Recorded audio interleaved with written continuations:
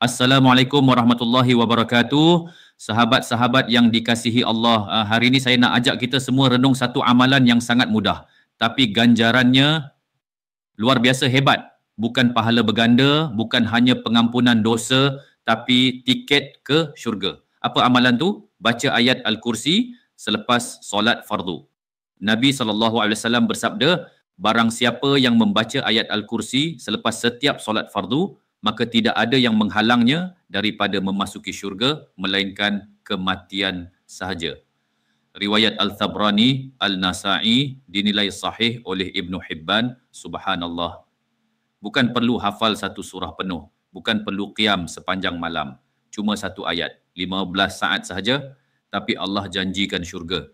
Ayat Al-Kursi bukan sebarang ayat, ia adalah ayat paling agung dalam seluruh Al-Quran. Ia menyebut tentang keagungan Allah, sifatnya yang maha hidup, maha memelihara, tak pernah tidur, tak pernah lalai. Ayat ini bukan sekadar zikir, tapi perisai yang Allah hadiahkan kepada kita. Zaman sekarang, kita terlalu sibuk jaga keselamatan diri, beli insurans, pasang CCTV, guna kunci 3 lapis. Tapi perlindungan paling hebat ialah dari Allah dan ayat Al-Kursi adalah kuncinya.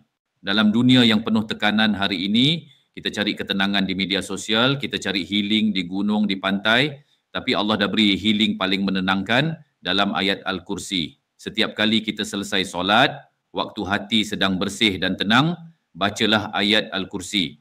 Ia bukan saja menenangkan, ia buka pintu syurga, lindungi dari gangguan syaitan dan jadi peneman di kubur dan akhirat nanti.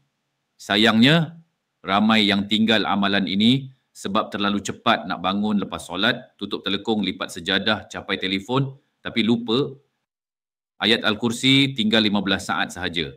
Tapi ganjarannya tak terganti. Kalau hari ini kita mula istiqamah, insya-Allah hari kematian kita nanti akan jadi permulaan bahagia menuju syurga. Mulakan hari ini. Jangan tunggu sempurna untuk amalkan. Ayat ini ringkas tapi impaknya sangat besar. Baca ayat Al-Kursi setiap kali lepas solat, syurga sedang menanti. Tinggal satu langkah je lagi, ajal.